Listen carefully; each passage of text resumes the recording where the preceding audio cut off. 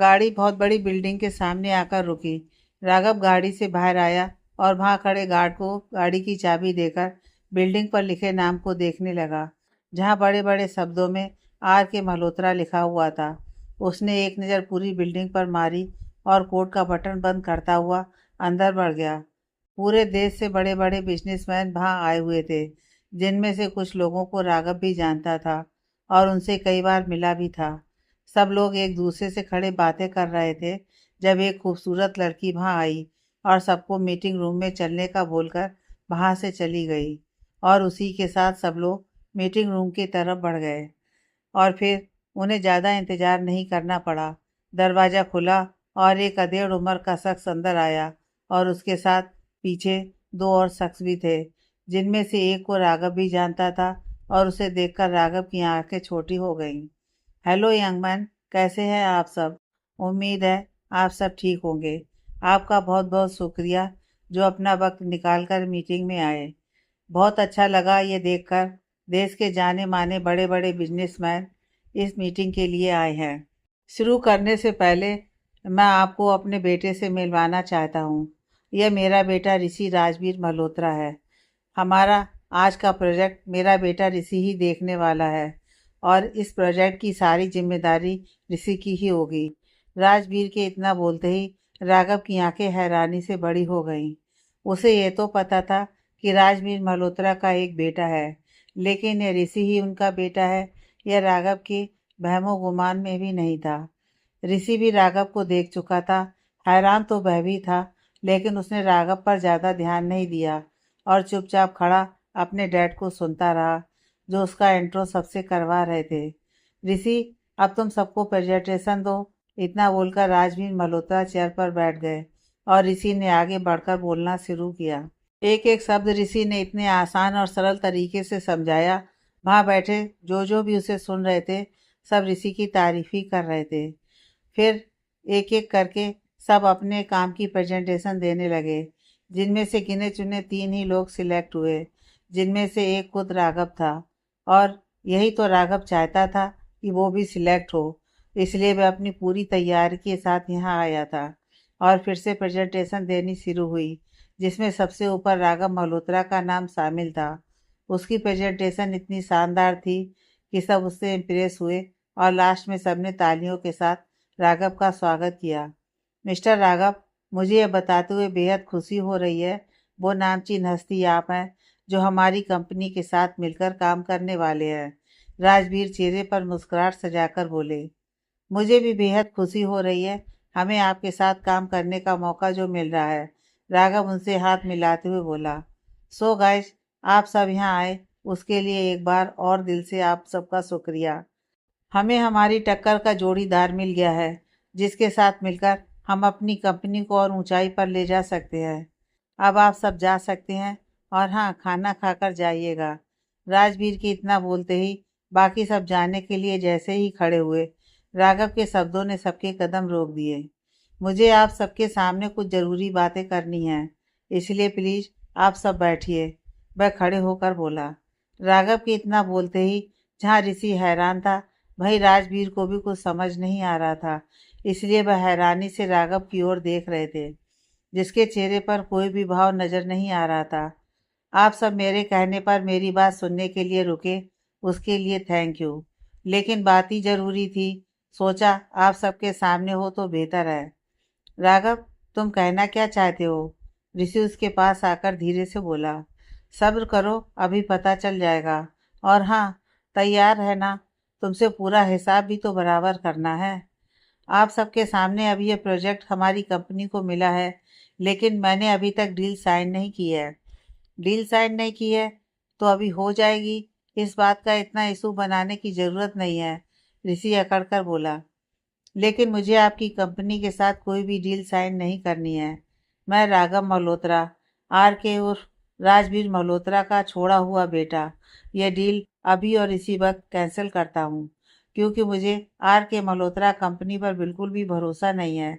यह लोग हमारे साथ काम सही तरीके से करेंगे भी या नहीं, क्योंकि इन लोगों को काम बीच में छोड़ने और लोगों को धोखा देने का बहुत शौक है। इसलिए मुझे अब कोई भी डील नहीं करनी है।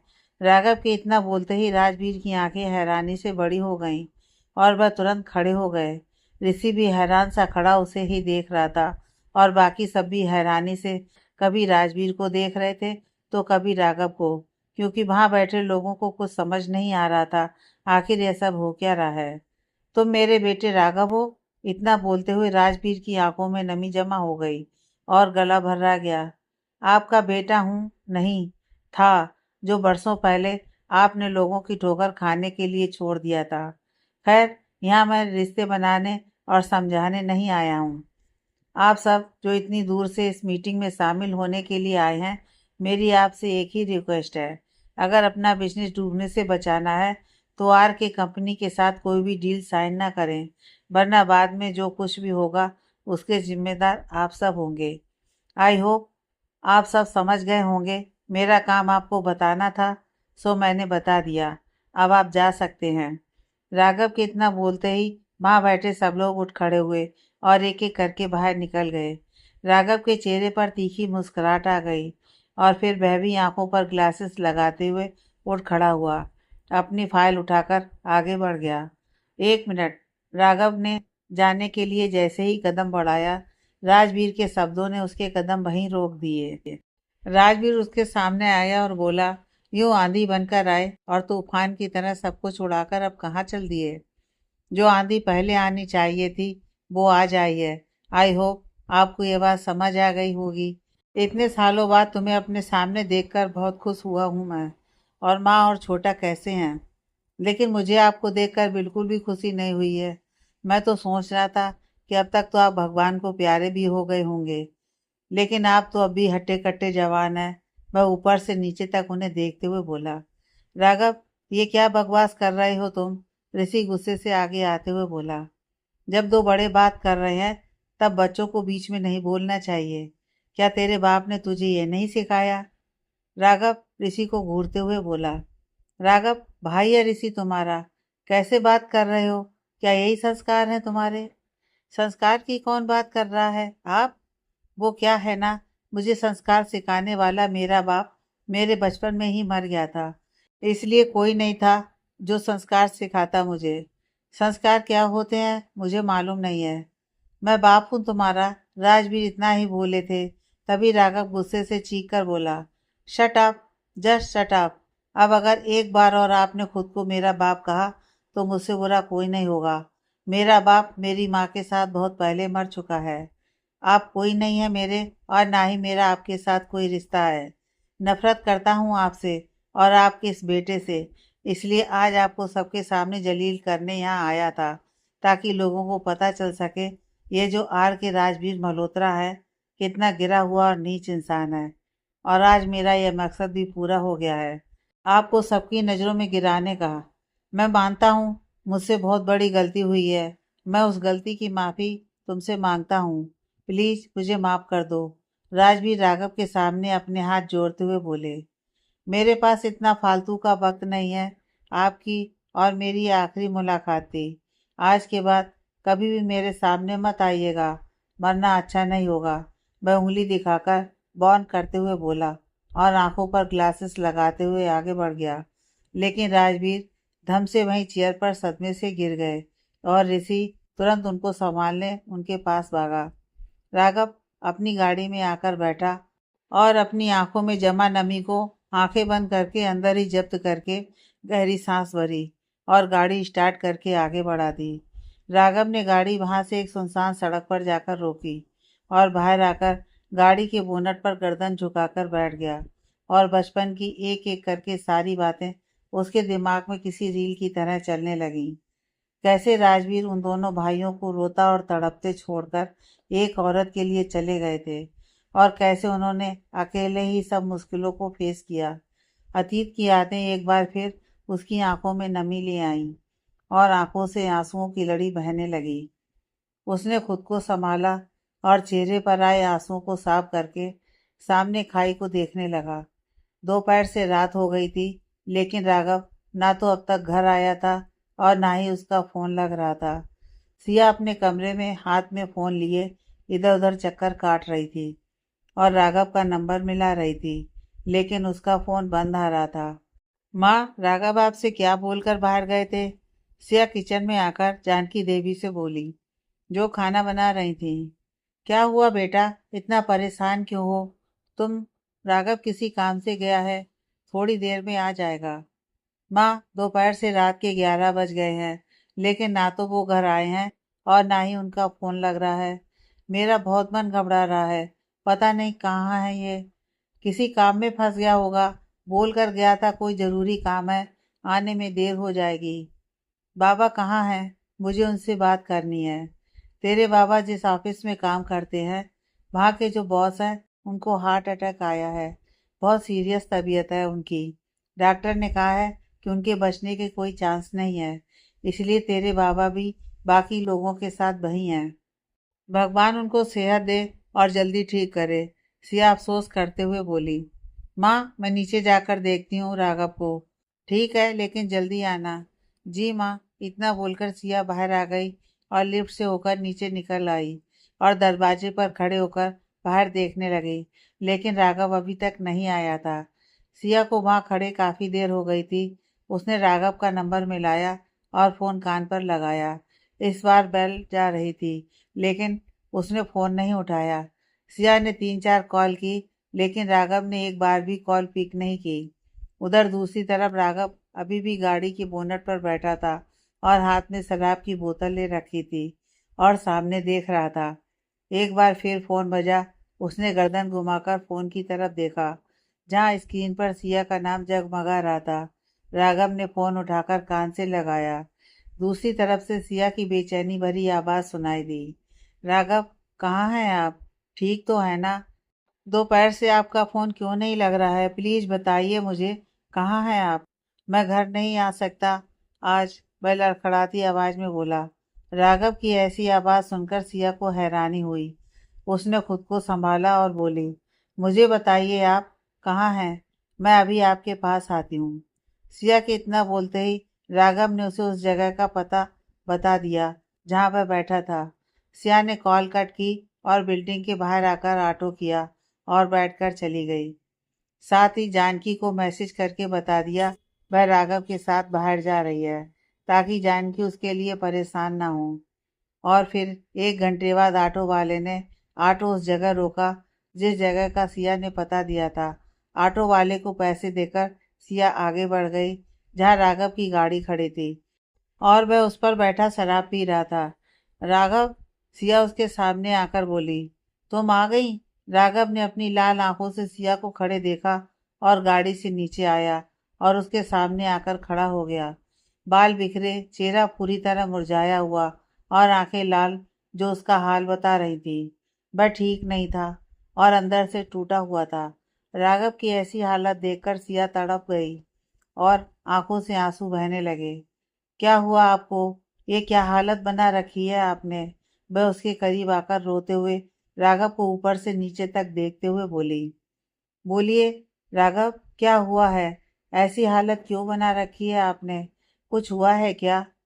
बहुत कुछ हुआ है और मैं पूरी तरह अंदर तक टूट चुका हूँ। अभी कुछ मत पूछो। वह सिया के माथे से अपना माथा लगाते हुए बोला और आंखों से एक बार फिर आंसू बहने लगे। सिया ने राघव के इर्द गिर्द अपनी बाहें कस लीं और उसके सीने से लग गई। उसने भी सिया को कसकर अपनी बाहों में भर लिया और आंखें बंद कर लीं। खुद को संभालने के लिए मुझे तुम्हारी बहुत ज़रूरत थी।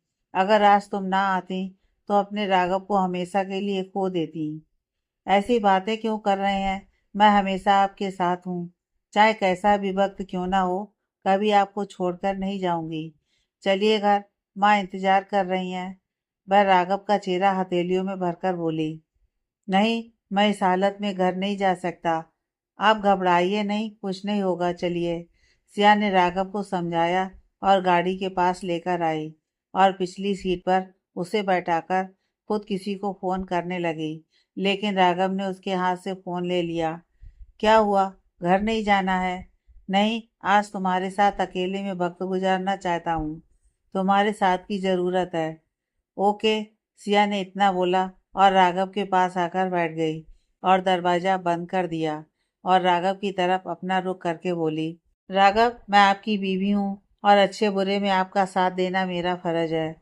मुझे नहीं पता ऐसा क्या हुआ है जिसकी वजह से आपकी यह हालत हो गई है, लेकिन अगर आप मुझे इस काबिल समझते हैं, अपनी परेशानी दुख दर्द मुझसे बांट सकते हैं, तो मैं आपका इंतज़ार करूंगी कब आप मुझसे अपनी तकलीफ़ कहें। मेरे बस का चाहे कुछ ना हो, लेकिन अपनी बातों से मैं आपका दर्द ज़रूर कम कर सकती हूँ। एक बार कहकर तो देखिए। कुछ मत पूछो, सब कुछ बता दूंगा, लेकिन आज नहीं। अपनी बाहों में छुपा लो हमेशा के लिए। बहुत थक गया हूँ। कुछ समझ नहीं आ रहा क्या करूँ। राघव के इतना बोलते ही सिया ने राघव को अपने सीने से लगा लिया और उसका सर सहलाने लगी। राघव, क्या हुआ आपको? आपने अपनी यह हालत क्यों बना ली? हे भगवान, मुझे हिम्मत दीजिए, मैं राघव को इस मुश्किल वक्त में संभाल सकूं। सिया मन ही मन बोली और राघव के सर पर अपने लब रखकर आंखें बंद कर लीं। थोड़ी देर तक राघव ऐसे ही सिया की बाहों में आंखें बंद किए बैठा रहा। उसने अपनी आंखें खोली और सिया से अलग हुआ। आंखों में एक खुमारी, एक तलब थी जो सियाही मिटा सकती थी और उसके बेचैन दिल को सुकून दे सकती थी। राघव ने उसका चेहरा हथेलियों में भरा और सिया के लबों पर अपने लब रख दिए और चूमने लगा। सिया ने राघव की हालत को देखते हुए उसकी कमर पर अपनी बाहें कस दी और आंखें बंद करके राघव का साथ देने लगी। उसने सिया के चेहरे के एक एक नक्श को अपने होठों से चूमा और फिर उसकी गर्दन पर अपने सख्त लब रखने लगा और लब बैठ देने लगा। सिया ने कसकर अपनी आंखें बंद कर लीं क्योंकि उसे दर्द हो रहा था। वह राघव से लिपट गई। वह अपने होशो हवास में नहीं था, इसलिए उसे एहसास ही नहीं हुआ यह उसका बेडरूम नहीं बल्कि गाड़ी है। राघव ने सिया के कंधे से उसका ब्लाउज सरकाया और उसके कंधे को चूमने लगा और फिर राघव ने एक झटके से सिया की साड़ी उतार फेंकी और पूरी तरह उस पर छा गया। राघव तो कब का सो चुका था, लेकिन सिया की आंखों से नींद कोसों दूर थी। वह उसके सीने पर सर रखे उसकी हालत के बारे में सोच रही थी। ऐसी हालत सिया ने राघव की पहले कभी नहीं देखी थी जैसी हालत आज थी।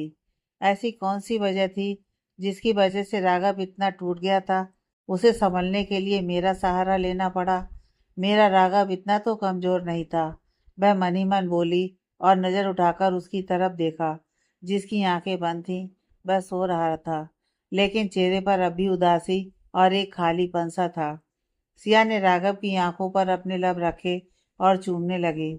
उसने बारी बारी राघव की दोनों आंखों को चूमा और फिर उसके माथे को चूम लिया। वह जैसे ही पीछे होने लगी, राघव ने उसकी कमर पर फिर से अपनी बाहें कस दी और उसके कुछ कहने से पहले एक बार फिर उसके होंठ चूमने लगा और एक बार फिर वही सब कारवां चलना शुरू हो गया। सिया भी बिना कुछ बोले राघव का साथ दे रही थी, जो उसे मदहोश कर रहा था और उसके पूरे जिस्म पर अपने होठों की छाप छोड़ रहा था। राघव ने सिया के माथे को चूमा और उसे अपनी बाहों में भरकर आंखें बंद कर ली। राघव, सुबह होने वाली है, अब हमें घर चलना चाहिए। सिया पास ही पड़े मोबाइल में टाइम देखते हुए बोली, जहाँ रात के 3 बज रहे थे। अभी सुबह होने में बहुत टाइम है। वह आंखें बंद किए ही बोला, एक बात पूछूं? हाँ, कल क्या हुआ था जो आपने इतनी शराब पी और ऐसी हालत क्यों बना रखी थी? आर के राजवीर मल्होत्रा को जानती हो? उसने सिया के बाल सहलाते हुए पूछा। हाँ, जानती हूँ। यहाँ के सबसे बड़े बिजनेसमैन हैं। आर के राजवीर मल्होत्रा मेरा बाप है और ये मेरी जो हालत है सब उसकी ही बदौलत है। राघव के इतना बोलते ही सिया की आंखें हैरानी से बड़ी हो गईं। राजवीर मल्होत्रा आपके डैड हैं? पहले क्यों नहीं बताया आपने? अगर बता देता तो तुम क्या कर लेती? उनको तो आज शाम में हार्ट अटैक आया है। वह इतना ही बोली थी। राघव ने हैरानी से उसकी तरफ देखा तो सिया बोली, मेरे बाबा उनके ऑफिस में काम करते हैं।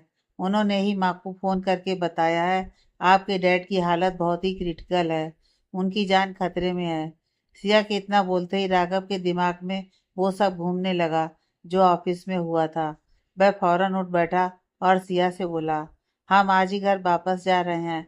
इतना बोलकर उसने अपनी शर्ट के बटन बंद किए और ड्राइविंग सीट पर आकर बैठ गया। सिया की कुछ समझ में नहीं आया। वह भी राघव के बराबर वाली सीट पर आकर बैठ गई। उसके बैठते ही राघव ने गाड़ी स्टार्ट की और आगे बढ़ा दी। इधर गायत्री देवी सुबह उठकर लिविंग रूम में आई और मीना को चाय का बोलकर काउच पर बैठ गईं और न्यूज़पेपर उठाकर देखने लगीं। गायत्री देवी ने न्यूज़पेपर खोला ही था, शुरू की पेज पर छपी खबर देखकर उनकी आंखें बड़ी हो गईं और वह एकदम खड़ी होती चली गईं। हाथ पैर कांपने लगे और चेहरे पर पसीना आ गया। आरब, आरब, आरब कहाँ हैं आप? गायत्री देवी लड़खड़ाती आवाज में बोली।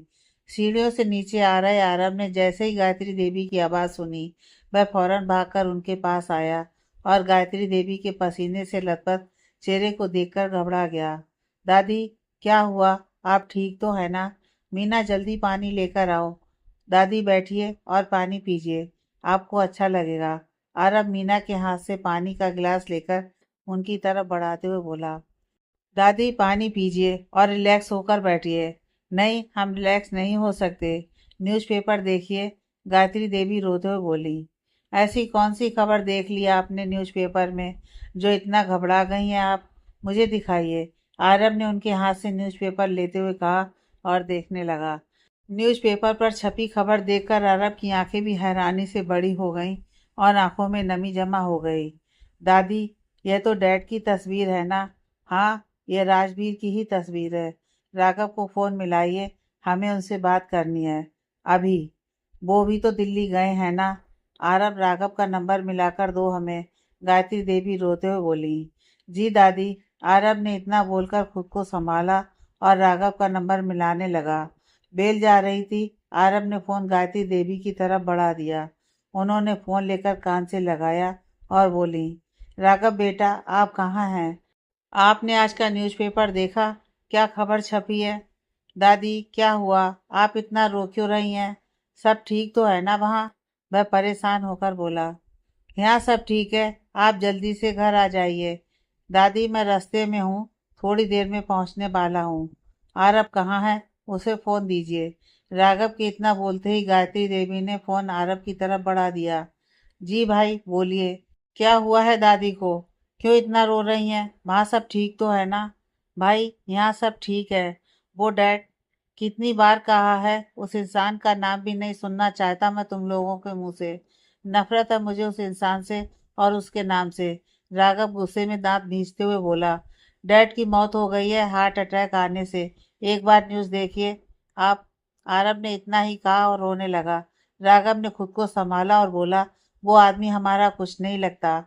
बरसों पहले उन्होंने हमसे अपने सारे रिश्ते तोड़ दिए थे। उसी दिन वो इंसान हमारे लिए मर गया था और आज उसके मरने से हम में से किसी को भी कोई फर्क नहीं पड़ना चाहिए। और हाँ, उस इंसान के लिए आंसू मत बहाओ। मैं कुछ देर में घर पहुंच रहा हूँ, तब तक तुम दादी के पास ही रुकना। जी भाई। आरब के इतना बोलते ही राघव ने कॉल कट कर दी और सामने देखकर ड्राइव करने लगा। सिया की हिम्मत नहीं हुई राघव से कुछ भी पूछ सके, लेकिन उसकी बातों से उसे कहीं ना कहीं अंदाजा तो हो गया था कुछ गलत होने का। वह चुप बैठे खिड़की से बाहर देख रही थी। समझ ही नहीं आ रहा था कि राघव से कैसे बात शुरू करे, क्योंकि राघव पहले ही बहुत गुस्से में था।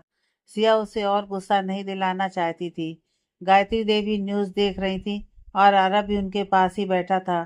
कहीं ना कहीं उसकी आंखों में भी नमी थी, जिसे वह आंखों में ही खुशक कर रहा था। और गायत्री देवी तो फिर भी राजवीर की माँ थी। उनकी आंखों से आंसू बह ही रहे थे और नजरें सामने चल रही न्यूज़ पर टिकी थी। दादी, भाई आने वाले हैं, आपकी तबीयत खराब हो जाएगी, चलकर आराम कर लीजिए प्लीज। अगर भाई को पता चला आप रो रही थी तो भाई को बिल्कुल भी अच्छा नहीं लगेगा। प्लीज चलिए। आरब गायत्री देवी के कंधे पर हाथ रखकर बोला।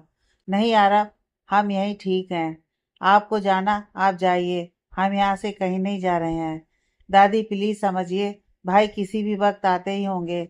उनको नहीं अच्छा लगेगा आपका ऐसे इंसान के लिए आंसू बहाना, जिन्होंने कभी आपको एक माँ का दर्जा भी नहीं दिया और मुड़कर एक बार भी नहीं देखा। प्लीज रूम में चलिए। आरब ने गायत्री देवी को समझाया और उन्हें रूम में लेकर जाने लगा। तभी राघव ने घर के अंदर कदम रखा। बाल बिखरे हुए और आंखें सूजी हुई, वह अंदर से बहुत ही टूटा हुआ लग रहा था। गायत्री देवी ने जब राघव को देखा तो उनसे रहा नहीं गया और उसके सीने से जा लगी। राघव ने भी अपनी दादी को बाहों में भर लिया और आंखें बंद कर लीं। आंखों में नमी उतर आई थी। वह नहीं चाहता था सबके सामने रोकर कमजोर पड़े, इसलिए राघव अपनी आंखों की नमी को आंखों के अंदर ही जब्त कर गया। राघव, आपने न्यूज़ देखी? ये न्यूज़ वाले क्या खबर दिखा रहे हैं? हमारे बेटे राघव अब इस दुनिया में नहीं रहे हैं। दादी, न्यूज़ में जो कुछ चल रहा है वो सब कुछ सच है। वह चेहरे के भाव सख्त करते हुए बोला। हमें अपने राजवीर के पास जाना है। एक आखिरी बार उनकी शक्ल देखनी है। प्लीज हमें लेकर चलिए, गायत्री देवी रोते हुए बोली। राघव ने गहरी सांस भरी और गायत्री देवी को कंधों से पकड़कर काउच पर बैठाया और खुद उनके कदम में बैठ गया और उनके हाथों को अपने हाथ में लेकर बोला, दादी, क्यों आप ऐसे इंसान के लिए आंसू बहा रही हैं और खुद की तबीयत खराब कर रही हैं, जिसने सालों पहले हम सबसे रिश्ता तोड़ लिया था और उस दिन के बाद से कभी पलटकर हमारी तरफ नहीं देखा। आप तो उनकी माँ थी ना, आपको भी उन्होंने छोड़ दिया और किसी और औरत के साथ जाकर अपनी जिंदगी गुजारने लगे। आपने हम दोनों भाइयों को बैठाकर कहा था, हमारा कोई बाप नहीं है, वो हमेशा के लिए मर गया है। फिर आज आप उनके मरने से रो क्यों रही हैं? क्यों उनकी एक झलक देखने के लिए तड़प रही हैं? बताइए मुझे। राजवीर हमारे बेटे थे, अपनी कोख से उनको जन्म दिया है और इन हाथों ने उनको पाला है। हम उनसे कितने ही नाराज क्यों ना रह लें, लेकिन एक माँ है, कब तक अपनी औलाद से नाराज रह सकते हैं? गायत्री देवी रोते हुए बोली। ठीक है, फिर मैं आपको नहीं रोकूंगा। अगर आप आखिरी बार उन्हें देखना चाहती हैं तो जाइए आरब के साथ और अपने बेटे का आखिरी बार दीदार कराइए। इतना बोलकर राघव खड़ा हो गया। आप नहीं जाएंगे हमारे साथ?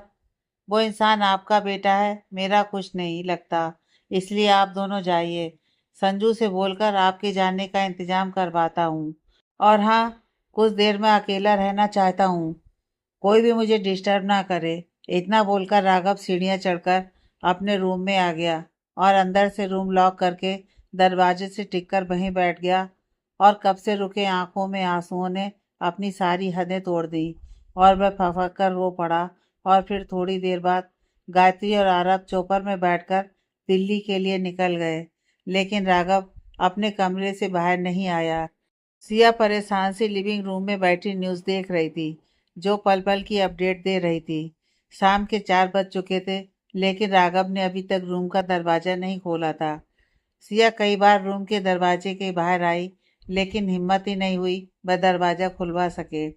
और फिर हिम्मत करके सिया ने दरवाज़ा नॉक किया। राघव, जो अब तक ऐसे ही दरवाजे से लगकर बैठा था, उसने आहट पर चौंक कर दरवाजे की तरफ देखा और बोला, सिया प्लीज, अभी मैं तुमसे बात नहीं कर सकता, थोड़ी देर अकेला रहना चाहता हूँ। राघव, एक बार दरवाज़ा खोलिए, मुझे आपसे बात करनी है। आप खुद को ऐसे रूम में बंद नहीं रख सकते। प्लीज दरवाज़ा खोलिए, आपको मेरी कसम है। दरवाज़ा खोलिए राघव, प्लीज दरवाज़ा खोलिए। सिया के इतना बोलते ही राघव ने दरवाज़ा खोल दिया और बेड के पास जाकर खड़ा हो गया। सिया अंदर आई और रूम की हालत देखकर हैरान रह गई। पूरा रूम बिखरा हुआ था और नीचे कांच के टुकड़े बिखरे हुए थे। सिया ने एक नज़र रूम को देखा और फिर अंदर आ गई। राघव, आप कब तक ऐसे खुद को रूम में बंद रखेंगे? सिया बोलते हुए राघव के सामने आकर खड़ी हो गई। जब आप उन्हें अपना पिता नहीं मानते और वो आपके कोई नहीं लगते, फिर अपनी यह हालत क्यों बना ली है? सिया के इतना बोलते ही राघव ने नज़र उठाकर उसकी तरफ देखा और जाने लगा, लेकिन सिया ने उसकी कलाई पकड़ ली, जिससे राघव के कदम वहीं रुक गए। किससे भाग रहे हैं आप, खुद से या फिर हम सब से? सिया इतना ही बोली थी, राघव फौरन पलटकर उसके गले लग गया और कसकर सिया को बाहों में भर लिया। उसने भी राघव के इर्द गिर्द अपनी बाहें कस दी। बहुत देर तक राघव आंखें बंद किए सिया को अपनी बाहों में लिए खड़ा रहा और आंखों से आंसू बहते रहे। सिया ने भी राघव को रोने दिया। जो इतनी सालों से सीने में दर्द दफन था, वो आज आंसुओं के जरिए आंखों से बाहर आ रहा था। काफी देर बाद राघव सिया से अलग हुआ और नजर झुकाकर खड़ा हो गया। सिया ने उसका चेहरा हथेलियों में भरा और राघव के माथे पर अपने होंठ रख दिए और बोली, आपको मेरे सामने ऐसे नज़र झुकाने की कोई ज़रूरत नहीं है। बीवी हूँ आपकी। अगर मुश्किल वक्त में मैं आपके साथ खड़ी नहीं हुई तो और कौन होगा? फ्रेश हो जाइए, मैं खाना लेकर आती हूँ। भूख नहीं है मुझे। कल से आपने कुछ नहीं खाया है। खाने से कैसी नाराजगी, मैं खाना लेकर आती हूँ। उसने प्यार से राघव के गाल पर हाथ लगाया और चली गई। राघव ने अपनी आंखें बंद की और गहरी सांस भरकर बाथरूम में चला गया। और फिर थोड़ी देर बाद सिया खाना लेकर आई। राघव बालकनी में था। वह खाने की ट्रे बालकनी में ही लेकर आ गई और टेबल पर ट्रे रखकर उसके पास आई, जो खड़ा सामने देख रहा था। चलिए खाना खा लीजिए। सिया के इतना बोलते ही राघव ने उसकी तरफ देखा और चेयर पर आकर बैठ गया। सिया ने अपनी चेयर राघव के पास की और प्लेट में खाना निकालने लगी और फिर अपने हाथ से उसे खिलाने लगी। राघव ने सिया की तरफ देखा और फिर खाना खाने लगा। आप थोड़ी देर के लिए सो जाइए राघव, आपको अच्छा लगेगा। वह राघव के गाल पर हाथ लगाकर बोली। हाँ, उसने इतना ही कहा और जाकर बेड पर लेट गया। सिया ने देखा उसकी तबीयत ठीक नहीं लग रही है, तो वह उठ खड़ी हुई और उसके पास जाकर बैठ गई। आप सो जाइए, मैं यहीं आपके पास हूँ। राघव ने आंख खोलकर उसे देखा और सिया की गोद में अपना सर रख लिया और आंखें बंद कर लीं। राघव को इस हालत में देखकर सिया की आंखों में नमी आ गई, लेकिन उसने खुद को संभाला और धीरे धीरे राघव के बालों में उंगलियां चलाने लगी, जिसकी वजह से राघव को जल्दी ही नींद आ गई। और फिर सिया की भी कब आंख लग गई, उसे भी पता नहीं चला। राघव की आंख खुली। उसने देखा रूम में अंधेरा है। वह उठ बैठा और टेबल पर रखे लैंप की लाइट जला दी, जिससे रूम में रोशनी हो गई। सुबह के 6 बज रहे थे। राघव ने अपने बराबर वाली साइड देखा, लेकिन वहां सिया नहीं थी। सिया इतनी सुबह सुबह कहाँ चली गई? राघव मन ही मन बोला और बाथरूम के दरवाजे पर नॉक किया, लेकिन दरवाजा खुला था। बालकनी का दरवाजा भी अंदर से बंद था। वह रूम में आ गया और सीढ़ियों से होकर नीचे आया तो देखा सिया गायत्री देवी और आरव के साथ नीचे बैठी चाय पी रही थी। आप लोग कब आए? थोड़ी देर पहले ही आए हैं भाई। थक गए होंगे जाकर, सो जाओ, मैं ऑफिस का काम खुद संभाल लूंगा। ठीक है भाई। दादी, आप भी जाकर आराम कर लीजिए, राघव उनसे नजर चुराते हुए बोला। राघव, आपको हमसे नजर चुराने की जरूरत नहीं है बेटा। आपने कुछ गलत नहीं किया। आप अपनी जगह सही थे, इसलिए हम आपको कोई दोष नहीं देंगे।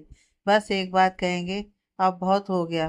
तुम राजवीर को माफ कर दो, जिससे उनकी आत्मा को शांति मिल सके। प्लीज राघव, जब लगेगा उन्हें माफ कर देना चाहिए तब कर दूंगा। आपको उनके लिए प्लीज कहने की जरूरत नहीं है। और हाँ, ना हमारा उनसे कोई पहले रिश्ता था और ना अब है। आपको उन्हें देखने जाना था, आप गईं और मिल भी आईं, लेकिन अब से उस इंसान का कोई भी जिक्र हमारे घर में नहीं होगा। उम्मीद है आप समझ गई होंगी और कल से सब कुछ नॉर्मल ही चलेगा, जैसा चलता आया है। सिया, मुझे ऑफिस के लिए लेट हो रहा है, मेरा नाश्ता लगा दो। इतना बोलकर राघव ने एक नज़र गायत्री देवी पर डाली और रूम में चला गया। दादी, आप राघव की बातों को दिल पर मत लगाइए, उनकी हालत अभी ठीक नहीं है, इसलिए ऐसा बोलकर गए हैं। सिया, हम राघव को बचपन से जानते हैं, इन हाथों ने उनको पाला है, इसलिए हम राघव को बहुत अच्छे से जानते हैं।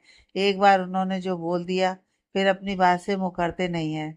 हम अपने कमरे में आराम करने जा रहे हैं, मैं आपको छोड़ आती हूँ। चलिए। नहीं, हम खुद चले जाएंगे, आप राघव के लिए नाश्ता बना लीजिए। जी दादी। सिया के इतना बोलते ही गायत्री देवी अपने रूम की तरफ बढ़ गईं। भाभी, मैं जानता हूँ भाई की अभी क्या हालत है। वो किसी से कुछ कहते नहीं है, इसका मतलब उनको किसी बात से कोई फर्क नहीं पड़ता। ऐसा नहीं है, उन्हें फर्क पड़ता है, बस भाई किसी को बताते नहीं है। जानती हूँ आरव, लेकिन तुम फिक्र मत करो, मैं हूँ राघव को संभालने के लिए। मुझे पता था आप ही भाई को संभाल सकती हैं, वह भावुक होते हुए बोला। तुम भी जाकर आराम कर लो, थक गए होगे। सिया चेहरे पर मुस्कान सजाकर बोली। जी। वह इतना बोला और चला गया। सिया ने गहरी सांस भरी और किचन में चली गई और फिर एक हफ्ता इसी तरह खामोशी से गुजर गया। गायत्री देवी ज़्यादा से ज़्यादा अपने रूम में रहती, बस खाने के वक्त सबके बीच बैठती थी। बाकी समय उनका रूम में ही गुजरता था। घर की जिम्मेदारी सिया के सर पर आ गई थी। गायत्री देवी का तो वह अच्छे से ख्याल रख ही रही थी, राघव और आरव का भी ख्याल रख रही थी। घर में एक चुप्पी का माहौल पसर गया था, जो सिया को बहुत खल रहा था। वह चाह कर भी कुछ नहीं बोल पा रही थी। रात का वक्त था, राघव और आरव ऑफिस से आ चुके थे और फ्रेश होने अपने रूम में गए थे और सिया मीना के साथ मिलकर खाना लगा रही थी। भाभी, आज कुछ खास वजह है क्या जो आपने सबकी पसंद का खाना बनाया है? मीना सिया की मदद करते हुए बोली। खास तो कुछ नहीं है, लेकिन अगर हम इंसान चाहें तो हर दिन खास बना सकते हैं। बस इसलिए सोचा आज सबकी पसंद का खाना बनाया जाए। काफी दिन हो गए थे हंसी मजाक किए हुए। ये तो आपने बिल्कुल सही कहा भाभी। मीना, तुम टेबल पर पानी लाकर रखो, तब तक मैं दादी को लेकर आती हूँ। जी भाभी, मैं मुस्कुराते हुए बोली और किचन में चली गई। क्या बात है भाभी, आज कुछ स्पेशल है? इतना टेस्टी खाना देखकर ही मुंह में पानी आ रहा है। आरब टेबल पर रखा खाना देखकर बोला। कुछ स्पेशल तो नहीं है देवर जी, सोचा आप सबकी पसंद का खाना बना लूं, इसलिए बनाया है। सिया चेहरे पर मुस्कुराहट सजाकर बोली। राघव और गायत्री देवी भी खाने के लिए बैठ गए। सब खाना शुरू करते तभी वहां गार्ड आया और बोला, सर, आपसे मिलने कोई आया है। ठीक है, अंदर भेज दो। इतना बोलकर राघव खड़ा हुआ और लिविंग रूम में आ गया। तभी उसकी नज़र सामने से आ रहे ऋषि पर पड़ी, जो अंदर ही आ रहा था। ऋषि को आता देख राघव खड़ा हो गया। खाने की मेज पर बैठा आरव और गायत्री देवी के साथ सिया भी वहीं आ गई और एक तरफ खड़ी हो गई। क्यों आए हो यहाँ? राघव अकड़कर बोला। तुमसे मेरा बड़े भाई का रिश्ता है, जो कुछ दिन पहले ही मुझे पता चला है। अपने छोटे भाई के गले नहीं लगोगे? ऋषि राघव के सामने आकर बोला। मेरा एक भाई है, जानता हूँ, लेकिन तुम मानो या ना मानो, लेकिन मैं भी तुम्हारा भाई हूँ। अगर कुछ काम की बात करने आए हो तो बोलो, इन फालतू की बातों के लिए मेरे पास वक्त नहीं है। काम की बात ही करने आया हूँ, बैठकर बात करते हैं। ऋषि काउच पर बैठते हुए बोला। राघव ने एक नज़र उसे देखा और फिर वह भी बैठ गया। मरने से पहले डैड ने मुझे वो सब बातें कही जो उन्होंने तुम लोगों के साथ किया। अपने किए पर वह बहुत शर्मिंदा थे और माफ़ी मांगना चाहते थे तुमसे, लेकिन डैड के पास इतना वक्त नहीं था। मैं यहाँ उनके कहने पर ही आया हूँ। राघव, डैड को माफ़ कर दो, उन्होंने जो किया बहुत गलत किया। उसके लिए मैं भी तुमसे माफ़ी मांगता हूँ। प्लीज़ डैड को माफ़ कर दो। ऋषि के इतना बोलते ही राघव खड़ा हो गया और बोला, दादी ने जब अपने बेटे को माफ़ कर दिया है तो मैं कौन होता हूँ उनसे नाराज़ होने वाला। माफ़ कर दिया है मैंने उनको। राघव के इतना बोलते ही गायत्री देवी के साथ साथ बाकी सबके चेहरे पर भी मुस्कुराहट आ गई। बहुत शुक्रिया, तुम्हारा दिल सच में बहुत बड़ा है, जो इतनी आसानी से तुमने डैड को माफ़ कर दिया। यह एहसान मैं जिंदगी भर नहीं भूलूंगा तुम्हारा। एक मिनट, राघव ऋषि की तरफ देखकर बोला। उस इंसान को माफ़ करके मैंने तुम पर कोई एहसान नहीं किया है। अब तुम जा सकते हो। ऐसे कैसे चला जाऊं? एक बार अपने भाई को सीने से नहीं लगाओगे? कितनी बार कहा है मैं तुम्हारा कोई भाई नहीं हूँ। ठीक है फिर, भाई ना सही, एक दोस्त के नाते ही गले लगा लो। इतना बोलकर ऋषि राघव के गले लग गया। उसकी इस हरकत पर राघव के साथ सब हैरान थे। कुछ देर तक वह ऐसे ही खड़ा रहा। फिर राघव ने उसकी कमर पर हाथ रखा तो ऋषि फपक पड़ा और आंखों से आंसू बहने लगे। उसने अपने आंसू साफ किए और राघव पर अपनी पकड़ कस दी। गायत्री के साथ साथ सिया की आंखों में भी खुशी के आंसू आ गए। आरव भी उन दोनों के पास आया और उनके गले लग गया। थोड़ी देर बाद तीनों अलग हुए। राघव ने गहरी सांस भरी और वहां से जाने लगा। वह कुछ कदम ही चला था, लेकिन फिर रुककर बिना सामने देखे ही बोला, खाने का टाइम हो रहा है, अगर चाहो तो खाना खाकर जा सकते हो। इतना बोलकर वह जाकर डाइनिंग टेबल पर बैठ गया और फिर सब डाइनिंग टेबल पर बैठे खाना खा रहे थे। राघव बिना बोले चुपचाप खाना खा रहा था, लेकिन ऋषि, आरव और सिया में हल्की फुल्की बातें चल रही थी, जिसमें गायत्री देवी भी उनका साथ दे रही थी। अब मुझे चलना चाहिए, बहुत देर हो गई है, ऋषि खड़े होकर बोला और गायत्री देवी के पैर छूने लगा और फिर आरव के गले मिलकर सिया के पास आया और हाथ जोड़कर बोला, जाने अनजाने में मैंने तुम्हें बहुत हर्ट किया है, उसके लिए दिल से माफ़ी मांग रहा हूँ। प्लीज़ माफ़ कर दो मुझे। अपने किए पर बहुत शर्मिंदा हूँ मैं। समझ सकती हूँ मैं, और मुझे तुमसे कोई गिला नहीं है, इसलिए तुम्हें माफ़ी मांगने की ज़रूरत नहीं है। एक बात पूछें? वह धीरे से बोली। हाँ पूछो, वह भी धीरे से बोला। पायल को अभी तक प्रपोज किया या नहीं? नहीं, अभी तक तो नहीं, लेकिन यहाँ से जाने के बाद पायल को प्रपोज कर दूंगा और फिर जल्द से जल्द शादी भी कर लूंगा। पायल बहुत प्यार करती है तुमसे, जानता हूँ, इसलिए अब मैं भी देर नहीं करना चाहता, जाते ही उसे प्रपोज करने वाला हूँ। अब तुम्हारे पतिदेव से भी मिल लूं, देखो कैसे घूर घूर कर देख रहा है, जैसे अभी कच्चा चबा जाएगा। इतना बोलकर ऋषि राघव के सामने आकर खड़ा हुआ और बोला, एक बार फिर तुमसे माफी मांगता हूँ, सब कुछ भूल कर क्या हम साथ नहीं रह सकते? मैंने माफ कर दिया, यही बहुत है। अब तुम अपने घर जा सकते हो। बहुत अकड़ू हो, तुम एक बार और गले मिल लो, फिर पता नहीं कब मौका मिले। इतना बोलकर ऋषि राघव के गले लग गया और फिर सबसे इजाजत लेकर वह वहां से चला गया। हम बहुत खुश हैं ऋषि यहाँ आए और सब कुछ भूलकर अच्छे से सबसे मिले। गायत्री देवी चेहरे पर मुस्कान सजाकर बोली, हाँ दादी, मैं भी बहुत खुश हूँ। ऋषि यहाँ आया और सबसे माफी मांगी। सिया, जब हम पहली बार आपसे मिले थे तभी हमने आपको अपनी बहू बनाने के बारे में सोच लिया था, और आज हमें फक्र है आप हमारे घर की बहू है। जिस तरह आपने इस घर को और हमारे पोते राघव को संभाला है, हम आपका जितना शुक्रिया अदा करें वो कम है। दादी, आप मुझे अपनी बेटी भी मानती हैं और अब ये सब बातें बोलकर मुझे खुद की नज़रों में गिरा रही हैं। वह मुंह बसूर कर बोली, ठीक है, नहीं कहते कुछ। अब आप भी जाकर सो जाइए और अपने पति को संभालिए, आजकल बहुत अकड़ू होते जा रहे हैं वो। सही कहा आपने दादी, आजकल राघव का मूड बहुत बिगड़ा रहता है।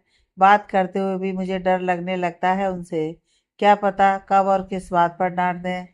हम कल राघव से बात करते हैं। नहीं दादी, मैं खुद ही राघव से इस बारे में बात करूंगी। ठीक है, जैसा आपको सही लगे। हमें तो नींद आ रही है, हम चले सोने। जी दादी, वह मुस्कुराकर बोली और गायत्री देवी को उनके कमरे में लेकर चली गई। और फिर अगले दिन ऋषि यूनिवर्सिटी पहुंचा। वह क्लास में गया तो देखा पायल सबसे पिछली सीट पर गुमसुम सी किसी सोच में बैठी थी। वह उसके पास आया और उसके बराबर साइड में बैठ गया, लेकिन पायल ने उस पर कोई ध्यान नहीं दिया। मैडम, कहाँ और किस सोच में डूबी हो? ऋषि धीरे से उसके कान में फुसफुसाया। तो पायल ने गर्दन घुमाकर उसकी तरफ देखा और फिर सामने देखने लगी। क्या हुआ, ऐसे मुंह क्यों फूला हुआ है तुम्हारा? तुम्हें क्या, मेरा मुंह फूला हुआ हो या नहीं? तुम जाओ यहाँ से। मैं यहाँ से कहीं नहीं जा रहा, अब जहाँ भी जाना होगा तुम्हें साथ लेकर जाऊंगा। तुम्हारी गर्लफ्रेंड नहीं हूँ जो हर जगह साथ लेकर जाओगे। ये भी सही है, तुम तो मेरी गर्लफ्रेंड नहीं हो। मैं सोच रहा हूँ क्यों ना तुम्हें अपनी बीवी ही बना लूं। ऋषि के इतना बोलते ही पायल मुंह खोले उसे हैरानी से देखने लगी। इतना चौंकने की बात नहीं है, तुम्हें अपनी बीवी बनाने के बारे में सोच रहा हूँ। क्या तुम शादी करना चाहोगी मुझसे? ऋषि के इतना बोलते ही पायल के चेहरे पर मुस्कुराहट आ गई, लेकिन फिर उसके चेहरे की मुस्कुराहट जाती रही। वेरी फनी, अच्छा मजाक है, लेकिन मुझे ऐसे मजाक पसंद नहीं है। इतना बोलकर वह उदास होकर वहां से उठ खड़ी हुई और क्लासरूम के बाहर निकल गई। ये लड़की इतनी आसानी से नहीं मानने वाली है, वह बालों में हाथ फेर कर बोला। पायल के पीछे चला गया। पागल समझ रखा है ऋषि ने मुझे, ये सब बोलकर मेरा मजाक बनाएगा और मैं अपना मजाक बनवा लूंगी। नहीं, सब समझती हूँ मैं, वह मन ही मन बोली। आगे बढ़ गई, लेकिन तभी किसी ने उसकी कलाई पकड़कर उसे एक तरफ खींच लिया। पायल चीखती उससे पहले ही ऋषि ने उसके मुंह पर हाथ रख लिया। पायल ने गुस्से से ऋषि का हाथ अपने मुंह से हटाया और बोली, पागल हो गए हो? ये क्या कर रहे हो? तुम्हें मेरी बात मजाक लग रही है? वह पायल की आंखों में देखकर बोला, हाँ, क्योंकि तुम मजाक के अलावा और कुछ कर नहीं सकते। मुझे लेट हो रहा है, हटो। वह जाने लगी, लेकिन ऋषि ने उसकी कलाई पकड़ ली और उसकी कमर में हाथ डालकर उसे खुद के करीब कर लिया। इस बार मजाक नहीं कर रहा हूँ, बहुत सीरियस हूँ। तुम्हें मनाने आया हूँ, शादी करना चाहता हूँ तुमसे। लेकिन तुम्हें मेरी बात मजाक लग रही है। लेकिन मैं तुम्हें अभी यकीन दिला देता हूँ, मैं मजाक नहीं कर रहा हूँ। इतना बोलकर ऋषि ने उसके चेहरे पर आ रहे बालों को कान के पीछे किया और पायल की आंखों में देखते हुए उसके चेहरे की तरफ झुक गया। पायल को समझती तब तक ऋषि ने उसके होठों पर अपने होठ रख दिए और चूमने लगा। पायल की आंखें हैरानी से बड़ी हो गईं। उसे समझ ही नहीं आया आखिर ये सब अचानक हुआ क्या है। थोड़ी देर बाद ऋषि ने उसके लबों को अपने लबों से आजाद किया और बोला, उम्मीद करता हूँ अब तुम्हें भरोसा हो गया होगा। मैंने अपने प्यार की मोहर तुम्हारे इन खूबसूरत होठों पर लगा दी है। पायल से कुछ बोला नहीं गया और नजरें शर्म से झुक गईं। उसे नहीं पता था कि ऋषि कुछ ऐसा भी करेगा। अब तो यकीन हो गया। हाँ, पायल ने धीरे से कहा और उसके सीने से लग गई। ऋषि ने भी मुस्कुराते हुए पायल पर अपनी बाहें कस दी। इधर स्नेहा तैयार होकर लिविंग रूम में चक्कर काट रही थी और आरब के आने का इंतजार कर रही थी, लेकिन वह अभी तक नहीं आया था। इसलिए थक हार कर उसने आरब का नंबर मिलाया और फोन कान से लगा लिया। आरब, कहाँ हैं आप और कितनी देर इंतजार करूं? बस 1 घंटा और लगेगा मुझे आने में। 1 घंटा लगेगा? वह मुंह खोले हैरान होकर बोली। हाँ, एक जरूरी काम आ गया है, इसलिए लेट हो जाऊंगा। मैं यहाँ तैयार होकर बैठी हूँ और आपका इंतजार कर रही हूँ। हद है, मुझे आपसे बात ही नहीं करनी है। करें आप अपना काम। ठीक है, मैं बाद में बात करता हूँ। इतना बोलकर आरव ने कॉल कट कर दी, लेकिन स्नेहा हैरानी से फोन को देख रही थी। तभी डोरबेल बजी। उसने फोन टेबल पर पटका और दरवाजा खोलने चली गई। जैसे ही दरवाजा खुला, सामने आरब को खड़ा देखकर उसके चेहरे पर मुस्कुराहट आ गई। यही हाल आरब का भी था। वह मुस्कुराते हुए उसे ही देख रहा था। ओहो, क्या बात है? क्यों इस बेचारे दिल पर बिजली गिराना चाहती हो? ये तो पहले ही तुम्हारे प्यार में पागल है। आरब सीने पर हाथ रखकर बोला। अच्छा जी, आप अंदर आइए। कब से आपका इंतजार कर रही हूँ। अभी तो बोल रहे थे नहीं आ पाऊंगा। हाँ, तो अगर बोल देता आ गया हूँ, तो ये जो तुम्हारे चेहरे पर खुशी है वो कैसे देखता। आरब अंदर आते हुए बोला। पहले कॉफी लेंगे या फिर ठंडा? अभी कुछ नहीं चाहिए, सिवाय एक प्यारी सी चुम्मी के। आप भूल रहे हैं, हम बाहर डिनर के लिए जा रहे हैं। हाँ, तो मैंने कौन सा मना किया है। चल रहे हैं, लेकिन पहले एक चुम्मी तो बनती है। इतनी खूबसूरत लग रही हो और मुझे बहकाने के काम कर रही हो।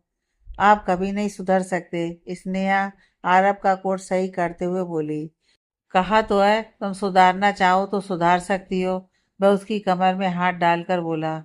ऐसे ही पसंद है मुझे आप शरारत और शोखी करते हुए। नहीं चाहती आप सुधरें। यह बात है।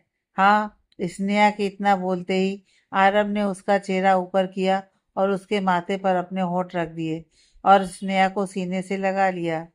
सिया आईने के सामने खड़ी अपने बाल बना रही थी। ब्लैक साड़ी जो राघव ने उसे गिफ्ट की थी वह पहनने सिया बहुत खूबसूरत लग रही थी। कानों में मैचिंग ईयरिंग पहने और खुले बालों के साथ चेहरे पर हल्का मेकअप किए, पैरों में हील पहनने सिया किसी राजकुमारी से कम नहीं लग रही थी। एक नज़र उसने सामने आईने में खुद पर डाली और अपना पर्स उठाकर रूम से बाहर निकल गई। थोड़ी देर बाद एक होटल के बाहर आकर गाड़ी रुकी। सिया गाड़ी से उतरी और अंदर बढ़ गई। सामने से आ रहे एक वेटर ने सिया की तरफ गुलाब का फूल बढ़ाया, जिसे मुस्कुराते हुए उसने ले लिया और आगे बढ़ गई। वह 2-4 कदम ही चली थी, फिर एक और वेटर उसके सामने आया और उसने भी गुलाब का फूल सिया की तरफ बढ़ा दिया। ऐसे ही जब तक वह राघव के बताए रूम के बाहर पहुंची, उसके हाथ में फूलों का एक बुके था। सिया ने रूम नॉक किया और एक बार में ही दरवाजा खुल गया। वह अंदर आई तो सामने मुस्कुराता राघव खड़ा नजर आया। उसे देखकर सिया के चेहरे पर मुस्कुराहट आ गई। राघव ने एक नज़र सिया को ऊपर से नीचे तक देखा और उसका हाथ पकड़कर उसे गोल गोल घुमा दिया। राघव, आपने ये सब मेरे लिए किया है? वह चेहरे पर मुस्कुराहट सजाकर पूरे रूम में नजर दौड़ाकर बोली। अपनी खूबसूरत बीवी को सरप्राइज जो देना था, तुम्हें पसंद नहीं आया? बहुत खूबसूरत है, लेकिन आपने यह रूम डेकोरेट क्यों करवाया? आज तो हमारी फर्स्ट नाइट भी नहीं है। फर्स्ट नाइट नहीं है तो क्या हुआ, बना तो सकते हैं। मैं कुछ समझी नहीं। वह राघव के गले में बाहें डालते हुए बोली। राघव ने अपने हाथ सिया की कमर पर रखे और बोला। मैं सोच रहा था तुम तो कभी ये बात बोलोगी नहीं। मुझे ही कुछ करना होगा। क्या कुछ करना होगा, बोलिए भी। दादी की ख्वाहिश पूरी करने के लिए मुझे ही कुछ करना होगा। तुम्हें तो शर्म ही इतनी आती है कि पूछो मत।